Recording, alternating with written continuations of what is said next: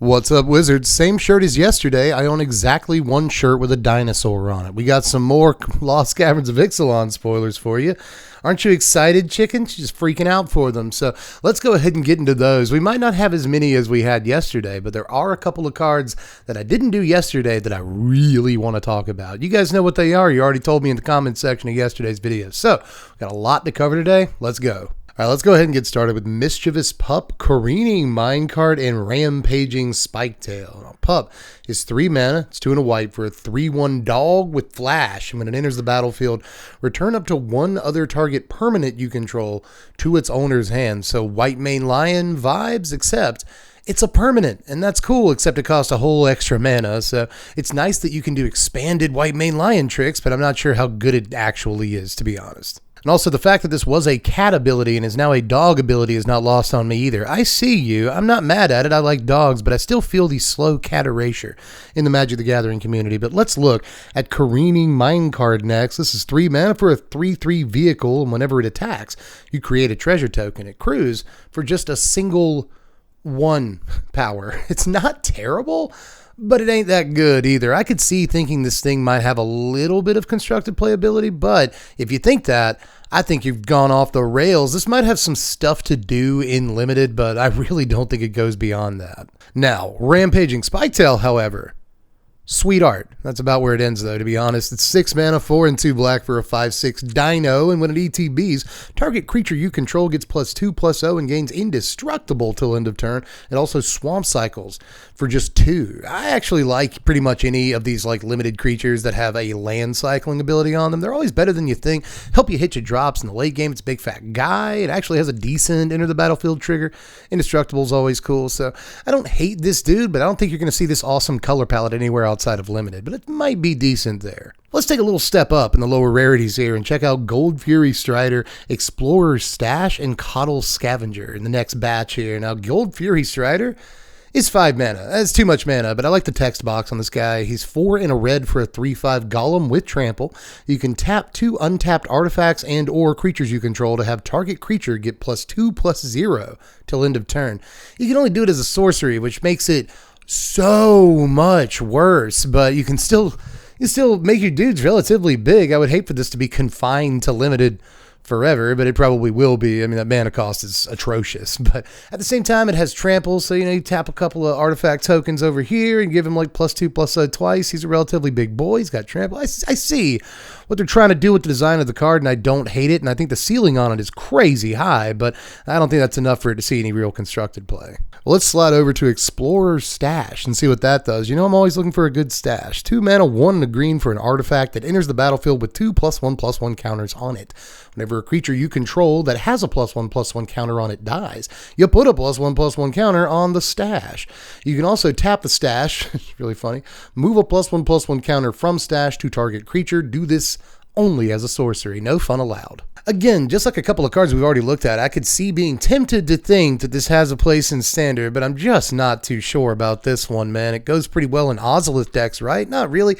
Play Ozolith on turn 2, play this on turn 3, you're getting killed. You're getting run over by a lot of stuff, and if you're just getting set up, even the decks that aren't super fast are probably just going to like counter or remove everything you play after that, so you're just in trouble against most of the field, I think, if you're just getting set up that slowly in Standard right now. So if you're going to play a +1/+1 counters deck right now, I think you just play the Ozolith instead and probably leave this in the box, as good as it might look. They were generous enough to put a couple of counters on it when it came into play, so that's good. You can tap it immediately and put a +1/+1 counter on something. That's not bad.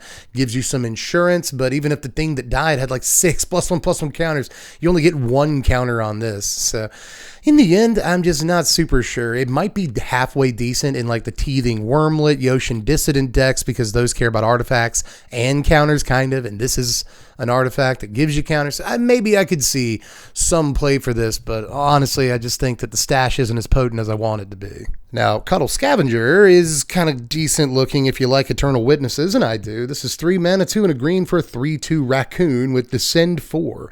When Coddle Scavenger enters the battlefield, if there are 4 or more permanent cards in your graveyard, return target permanent card from your graveyard to your hand. Now, I'm not going to be fooled by Gloom Shrieker again because I've already been fooled by Gloom Shrieker. I want that card to be so good. It's just not good because it's 2023. If that card was printed in 2014, it'd probably be halfway decent. But I think we got the same problem with this guy, right? You have to wait until the relative late game, at the very least the mid game, to actually use this guy's ability. If you do have 4 permanent cards in your graveyard by turn 3, he seems halfway decent. But Eternal Witness is never actually that great on curve. I shouldn't say never. Most of the time, Eternal Witness is not that great on curve. You're doing like late game fancy pants stuff with it, right? That costs a lot of mana, and you have a few revolutions of this card or that. So, you know, I can see, again, thinking that this is going to be like the next coming of Eternal Witness, especially given how easy it is to cast. It doesn't cost double green or whatever, but a lot of setup on this. You are, again, relegated to permanent as opposed to any card, which kind of sucks. Again, Gloom Shrieker's not going to fool me, so I don't want to get too excited about this, but this has been a decent card in the past, or at least variations of it have been. So, cool card here, but tentative.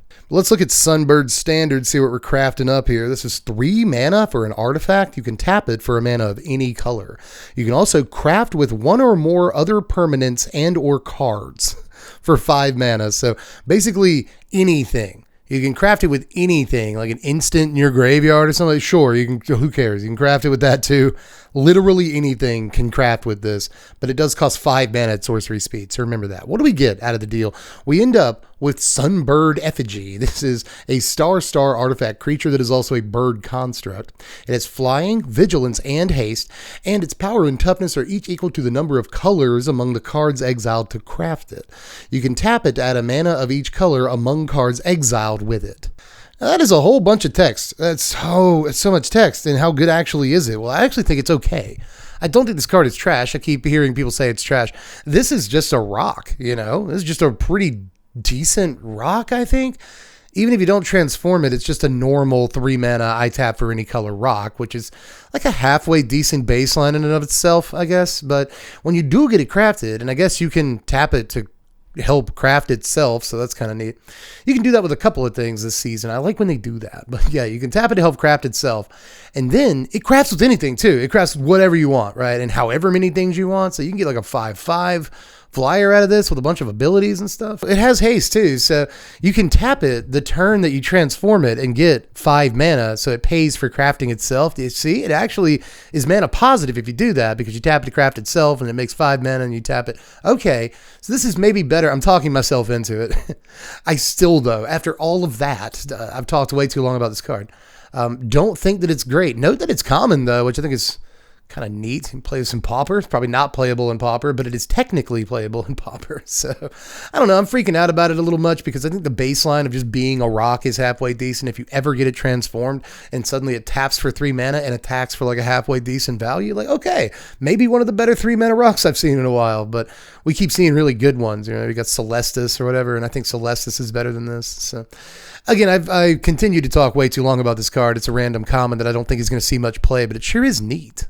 Also, quick note, by the way, did you guys see that Thrashy B is back? Old Action Bronson over here. Thrashing Bronson on 3 mana, 1 and 2 green for a 3/4 dinosaur, in case you didn't know. Put some respect on his name. You can pay 1 mana and sacrifice him to destroy target artifact or enchantment. So he's back. This is a good dude. In case you weren't around the first time, this is a good card. He looks like a good card, doesn't he? It's because he is. He's a very good card. But whoop whoop beep beep, we got an alert for you because we are about to look at 2 uncommons that are better than most of the rares today, I think. So just letting you know, these are 2 of my favorite cards of the day, despite the lower rarity. Sometimes lower rarity cards are really, really good. So let's take a look at Spelunking here. This is 3 mana, 2 and a green for an enchantment.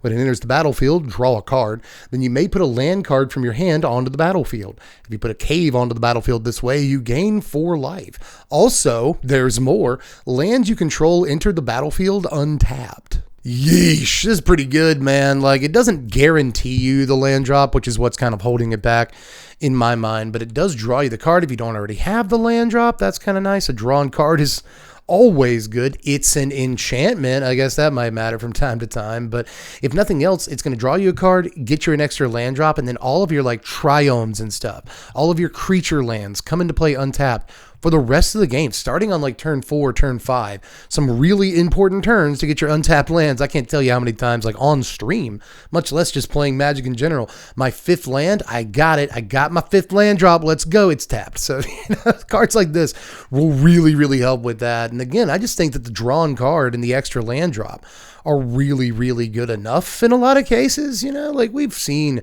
these like 3 mana go get a land things see play. Right now, Topiary Stompers seeing tons of play in Standard over the last couple of years, so I could definitely see this seeing some play too. Maybe not in place of Stomper, right? But, these domain decks, these ramp decks need something to attack and block with once they get their 7th land. Topiary Stomper's a really good card. He's got Vigilance, so he's like Wandering Emperor proof. I'm not taking anything away from Stomper. He's awesome, right? He's a big dinosaur. He is somehow a dinosaur, even though we didn't have Ixalan.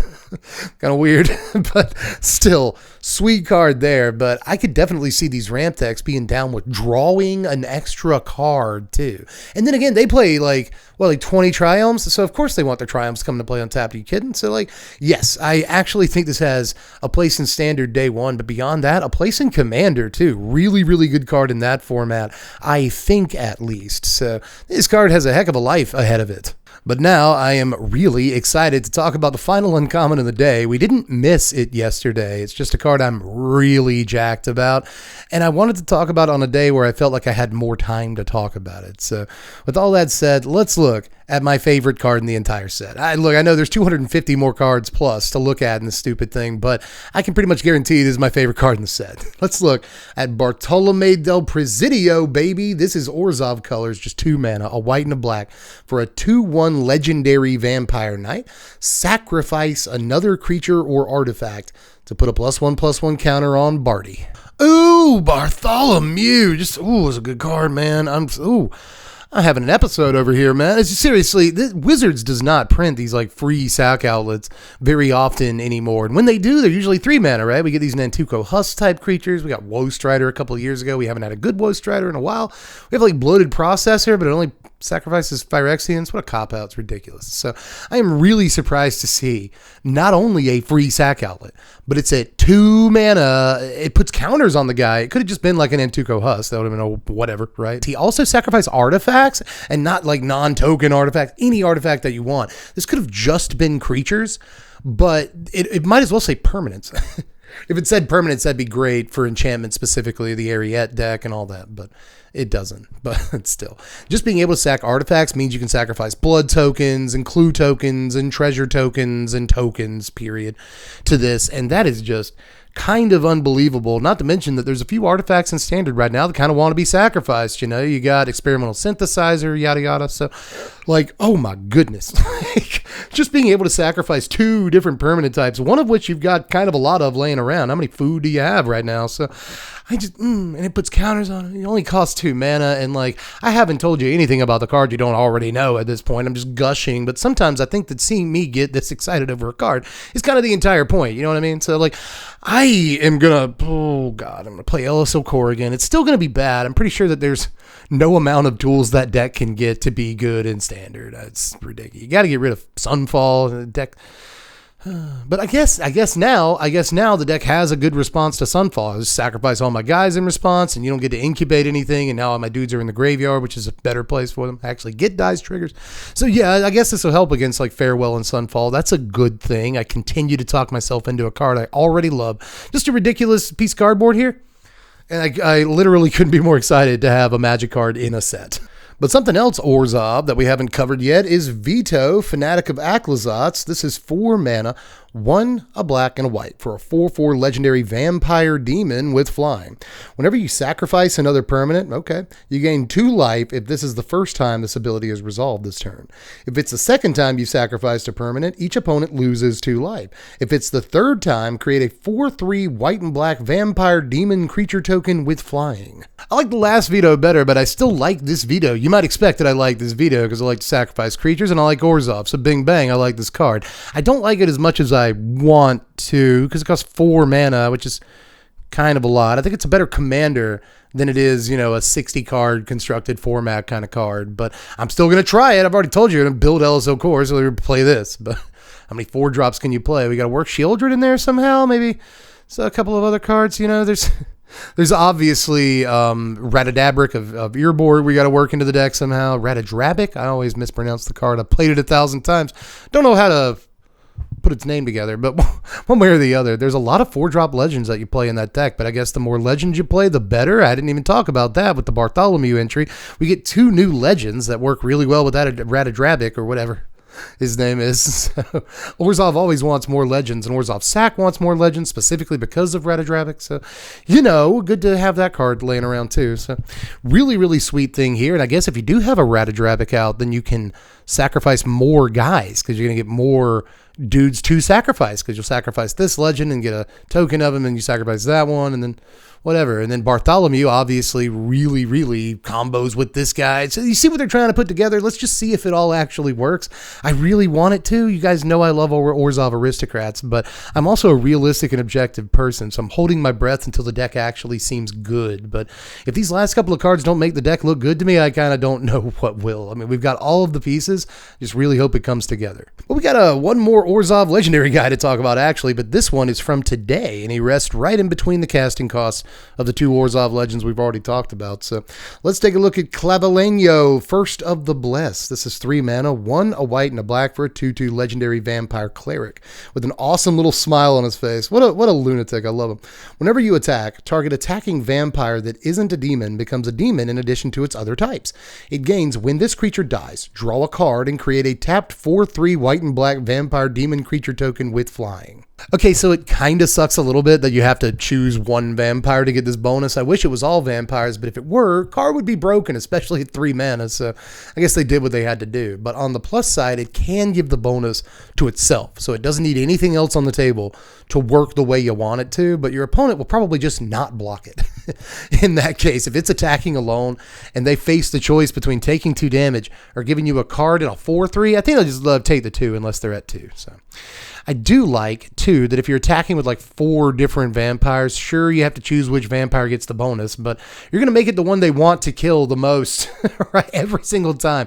The one they sort of have to block and deal with. And if they just chump block it, they're going to have to deal with it again next turn, right? So, really interesting. I also like that he doesn't have to attack to actually like bestow this bonus. He can just kind of hang back and let your other dudes get in, right? So if you want to block and kill my Voldaran Epicure this turn, or if you want to block and kill my actually important vampire that I care about, you're gonna pay for it. And I think that's all really, really sweet. I don't know that this really goes in like the aristocrats deck we've been talking about, but if there is like an actual vampire deck in standard, this is probably a sweet dude, man. If you've played a couple of vampires in the game up to that point, you go ahead and get this bonus the turn he comes into play, which I think is also very sweet, right? And if he does actually like pop off, then suddenly you Ben Kenobi them, you know what I mean? Like they struck you down and you became more powerful. 4/3 is probably going to be bigger than most of the vampires you're otherwise attacking with. And really, to me, drawing a card is the best bonus on this whole thing. So the dude looks solid, but there'll have to be a decent vampire deck for him to really work.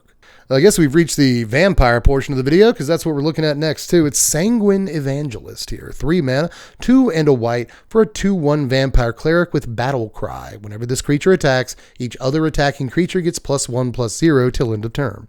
When Sanguin Evangelist enters the battlefield or dies, create a 1/1 black bat creature token with flying. Really want to like this more than I do, to be honest with you. I also think it's funny that they keep trying to make Battle Cry a thing. Like, every time I see it, I have to be like, what's that again? Like I have to read the reminder text like every time I see Battle Cry. They don't use it quite enough, even though it is kind of an awesome ability, you know? So I think it's kind of neat in multiples too, because if one of these has already died, you got a couple of bats on the table because of that. You play another one, and when it attacks, the bats get a bonus. That's kind of neat. So I like bat tokens. I just, in general, I kind of like things that give bat tokens, but I'm trying to be objective here. That said, a 3 mana 2/1 might not look great, but the Battle Cry is kind of nice, and I do like the amount of tokens this is actually giving you. This sort of represents 4 power for 3 mana, and 2 of the power flies, and it's a pseudo anthem effect, so it's better than it kind of looks, to be honest. Now, it does have to attack in order for you to get the Battle Cry, so it's probably going to die, but if it dies,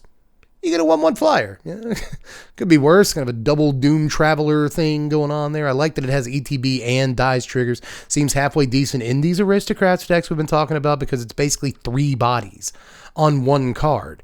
And that you got to start paying attention to, especially when it also gives you an Anthem effect. We are in a format with 3 Blind Mice and Wedding Announcement, all these different ways to make a bunch of tokens on one card. And this might not compare favorably to those 3 mana cards, because it is also a 3 mana card.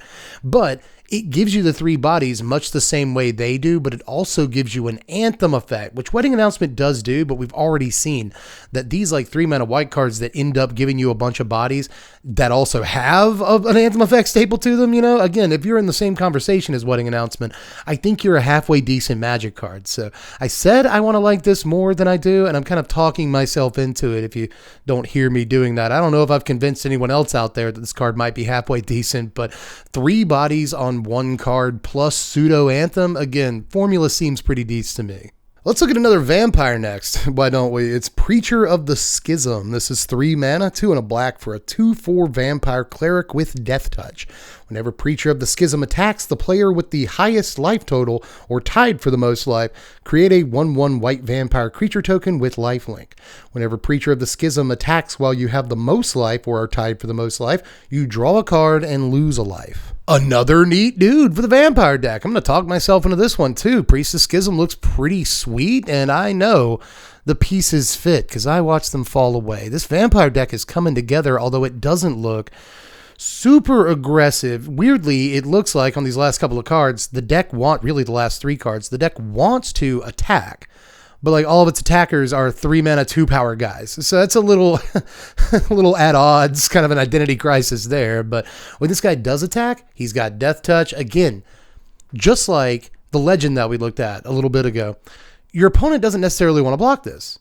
You know what I mean? Like, it's got death touch. It's got 4 toughness. It's relatively difficult to deal with. And if they do block it with anything, no matter what they block it with, that thing's going to die too. So half the time your opponent's like, well, looking at my options here, I think I'd rather just take the 2 damage. It's, again, just like I was saying with that legend, but there's only so many times your opponent can make that decision to just take that 2 damage. It's going to get dire at some point.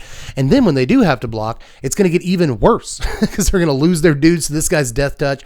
They're going to kill your guys on blocks and just create 4 3s and let you draw cards and stuff. So I'm actually kind of liking the math in terms of like how this deck's plan is drawn up. But one way or the other, what this dude actually does is great. If you're behind in life and you've still feel the need to attack, you get a 1/1 to chump block with that'll gain you some life, which is sweet. It's pretty sweet. If you're ahead on life, you get cards. You're already ahead, and they're just giving you more cards. That's unbelievable. So, like, either way, I think this card is actually really, really sweet and great cube entry. I get 1 or 2 per spoiler video, and I'm going to use 1 on this card. This looks really sweet in a mono black cube. Why don't we take a little break from the speculation on vampires and look at a really weird card next. It's Threefold Thunder Hulk. This is a neat design right here. It's 7 mana for a 0/0 artifact creature that is also a gnome. Neat. And it enters the battlefield with 3 +1/+1 counters on it. That's right. We got a 7 mana 3/3 here. What's going on? Whenever Threefold Thunder Hulk enters the battlefield or attacks, create a number of 1/1 colorless gnome artifact creature tokens equal to its power. You can also pay 2 and sacrifice another artifact to put a +1/+1 counter on Thunder Hulk. So 7 mana is a lot for this, like no matter how you slice it, but you are going to get a 3/3 and then at least 3 other 3/3s. But if you've got ways of boosting its power, like Anthem effects and stuff like that, when it enters the battlefield, then suddenly you're getting like 4, 5 tokens off of this. You can sack them to put more tokens and then you attack and get more tokens. A lot of tokens off of this. Imagine if you've got Anointed Procession. Imagine if you've got that new thing that gives you 3 times the number of tokens.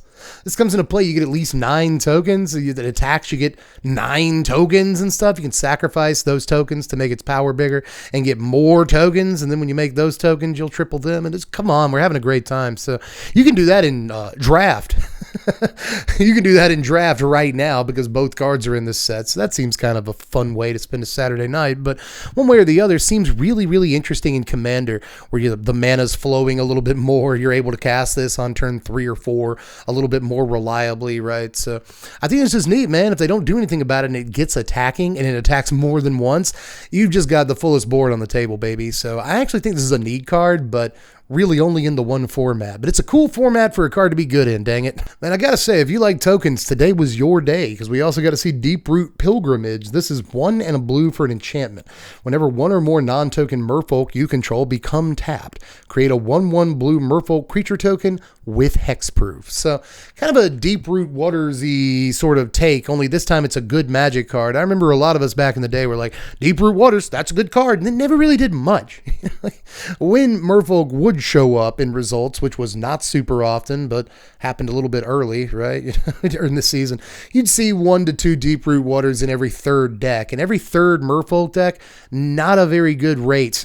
You know what I mean? For proving a card is actually good. So I'm not too sure that Waters was ever as good as I wanted it to be. Maybe it's good in merfolk commander decks. I bet it is. Now this, on the other hand, only costs 2 mana. It's only the 2 mana, and it doesn't have this problem where like, oh, I'm only going to cast 1 merfolk a turn because I'm doing stuff on curve, or like maybe I cast 2 merfolk, right? But in the merfolk deck, you're going to be attacking with like 2, 3 plus merfolk per turn and getting a bunch of merfolk off of this. It kind of reminds me of like a rabble rousing, but it only costs 2 mana. It seems, I mean, it's merfolk specific, but like still, you're getting a huge discount on an effect that we know is pretty powerful, but just overpriced in standard right now. This, not overpriced. Now, you do have to waste your turn 2 playing this card, which kind of sucks because the card wants you to be super duper aggressive, right? So maybe you spend your first 3 turns playing merfolk, and then on turn 4, you drop this along with something else or a combat trick or something, and just get a bunch of merfolk when you swing in. That might be the way to do it. Either way, the card does look powerful. It's very, very cheap to cast. I love the like 1 mana discount from Waters. And again, I think ultimately you're going to get more merfolk off of it. You know, you're attacking with merfolk every turn. Eventually you run out of cards in your hand and you can't cast any more merfolk, so Waters is kind of useless. This, on the other hand, this right here, this actually looks like they tried to make Deeproot Waters a playable Magic card, so let's hope that it is. And if nothing else, just like Deeproot Waters, it's going to be playable in merfolk commander decks for literally ever. So it's a sweet card.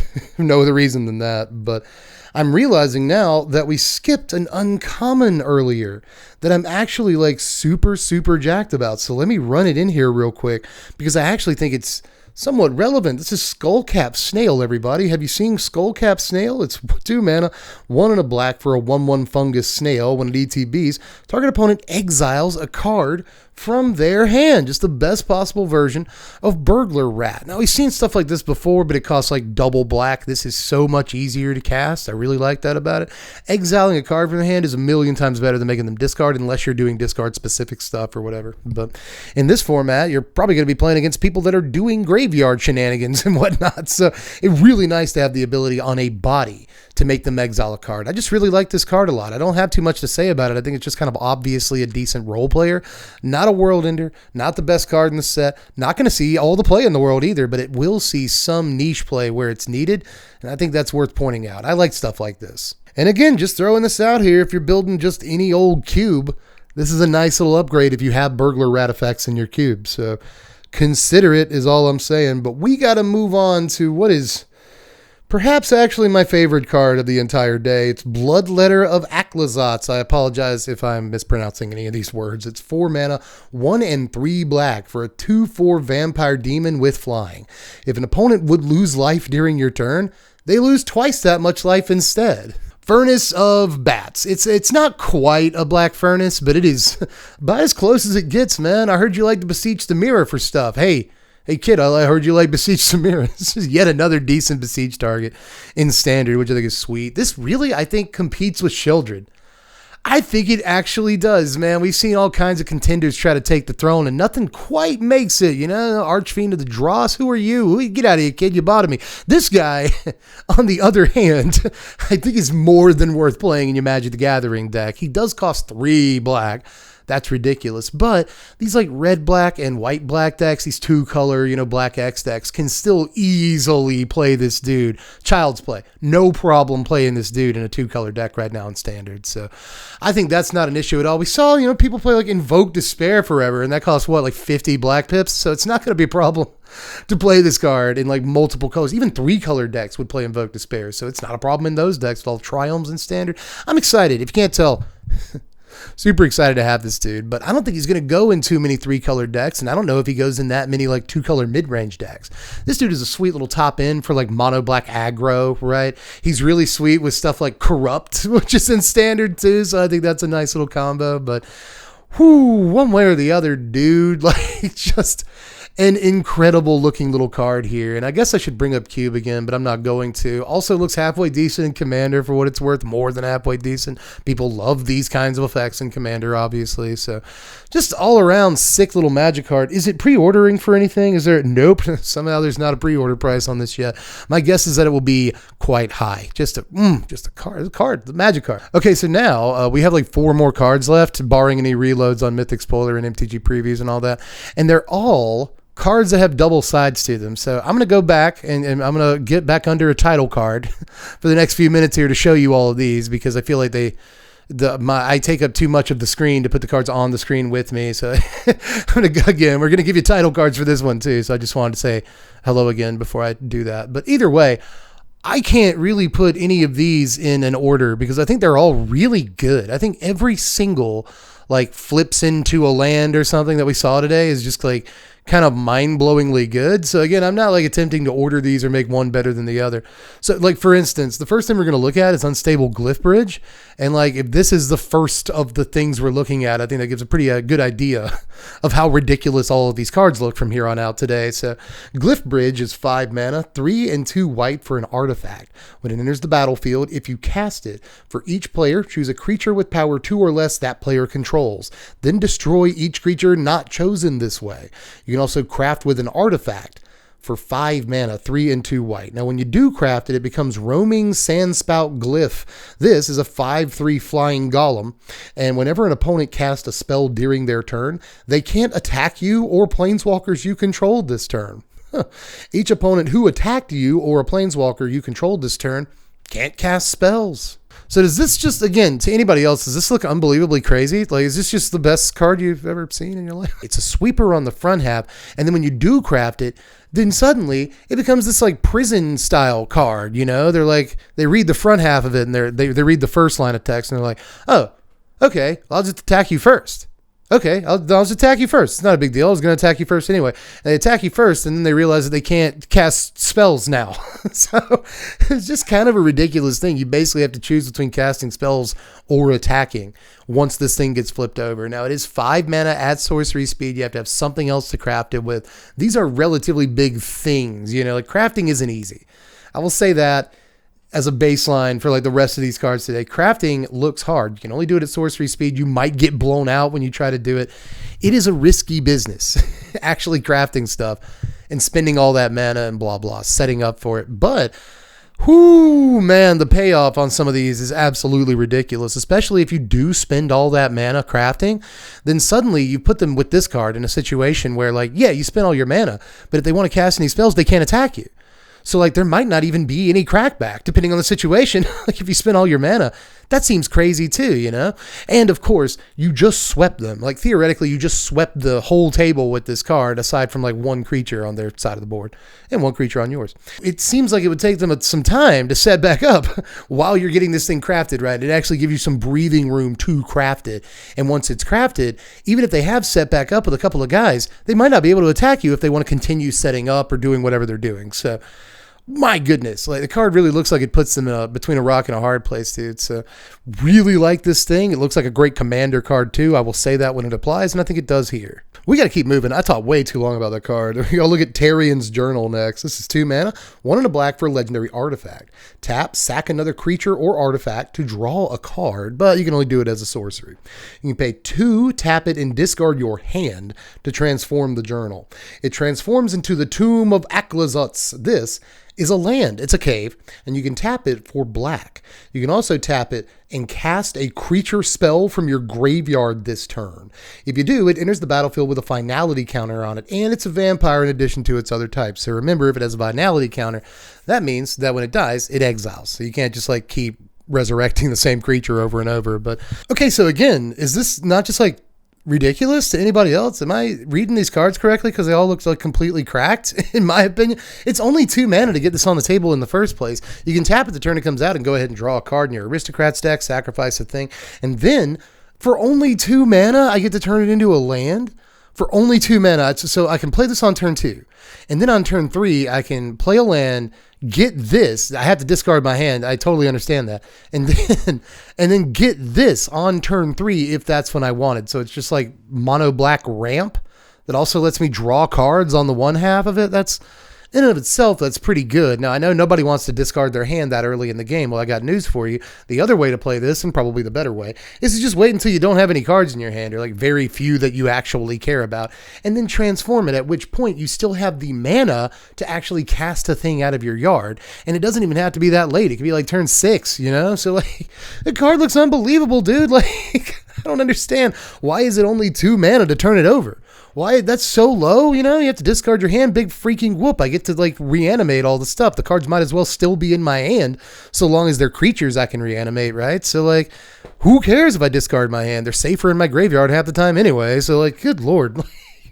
The card looks crazy, dude. Like, it's a total of 4 mana invested, which is kind of a lot in standard, but it ain't that much in the scheme of things, especially when it pays you back one of the mana anyway by becoming a land. Like, come on, big sister. Is this not a ridiculous looking magic card? Well, I guess let me continue to fangirl over these while we look at Aots, the Deepest Betrayal. This is 5 mana, 3 and 2 black for a 4/4 legendary bat god with flying and lifelink. I think that's a really important ability here. Whenever Aots attacks, each opponent discards a card. For each opponent who can't discard a card, you draw a card. That's neat. Whenever an opponent discards a land card, create a 1/1 black bat creature token with flying. When Aots dies, return it to the battlefield tapped and transformed under its owner's control into Temple of the Dead, which taps for a black mana. You can also pay 2 and a black and tap it and transform it. Activate only if a player has 1 or fewer cards in hand and only as a sorcery. Okay, so a 5 mana 4/4 flying lifelink is actually not the most impressive set of stats in the world, but when it makes them discard cards, and if they discard a junk card, you get tokens, and it becomes a land, and it's super easy to turn it back into the dude that it was to begin with when it died, so it's just like not very, you know, it doesn't care about removal spells very much. It's just everything about this package is just crazy to me. Like, if you kill my guy, I get ramp. First of all, you kill my guy, I get ramp. It's just kind of like good enough. And like, you have to deal with my 4/4 flying lifelink. If you don't deal with my 4/4 flying lifelink, probably going to run away with the game, so you're incentivized to do that. If you do that, suddenly I have more mana. What are you going to do about that, kid? Oh, you ran out of cards in your hand? Oh, did you do that? I'm so sorry. Did you have to target Graveyard Trespasser and discard a card? Oh, I'm so sorry. And then you had to get rid of my Sheoldred, right? You had to do that. You had to remove that guy. Oh, I'm so sorry. You had to remove this too? Of course you had to remove this. It was going to make you discard cards. I'm so sorry. Now you're out of cards in your hand, so I just get the guy back, and you're out of cards in your hand, so it's not like you can remove him this time. You know, it's just, come on. That's so nuts. I will also point out that in situations where they kill this guy, right, and they're out of cards in their hand at that point, and you're able to get him back, if they draw the removal spell that kills him, you know, they draw the go for the throat or whatever, sure, target him, sure, kill him with the go for the throat, whatever, he's just going to become a land again, and then again, you have no cards in your hand. I'm just going to make him back into a creature. And what are you going to do? Like, you're going to draw the removal spell every single turn for the rest of the game? I don't think so. So the dude looks ridiculous in that situation too. Just yikes. Unbelievable dude. And if he does stay in play for more than a turn or two, he prioritizes, you know, he makes your opponent discard cards.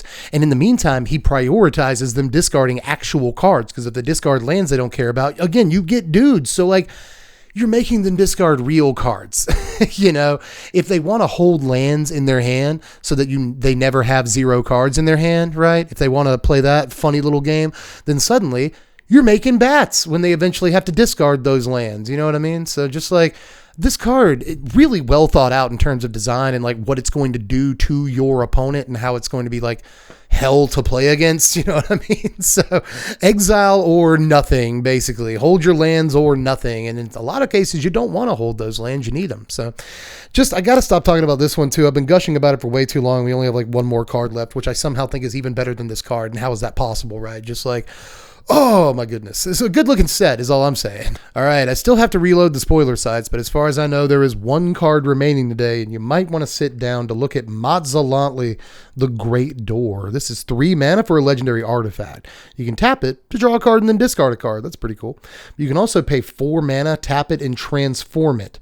Activate only if there are 4 or more permanent types among cards in your graveyard. And then you transform it into the Core. This has Fathomless Descent. You can tap it and add X mana of any one color, where X is the number of permanent cards in your graveyard.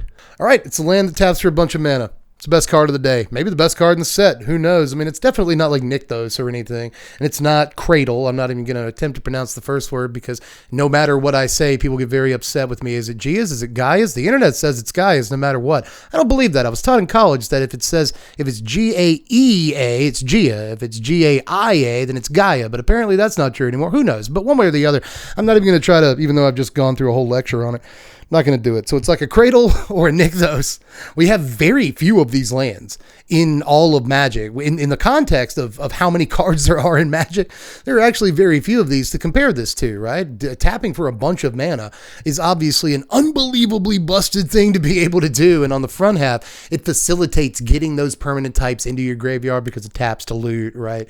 Just tapping to loot, already kind of okay. It's already like sort of slightly maybe okay, especially considering any deck can play the card. Control decks might end up with it, right? Maybe, I assume, we'll see. Some control decks don't play a bunch of different permanents, right? But being able to tap for tons of mana, just like so much mana, because note that it's just going to tap for the number of permanent cards. It cares about permanent types to flip it over, but it only cares about permanent cards when it taps. So you can tap it for 4, 8, 25 mana, who knows? Like, you're going to get a lot of mana out of this if you do things correctly. And to be honest, I don't think it's that hard to do things correctly. Now, this one, interestingly, is not only as a sorcery. You can transform this at the end of your opponent's turn. That's interesting because not all of these do that, but it still costs 4 mana to do it, and that is a lot. But boy, is it going to pay you off.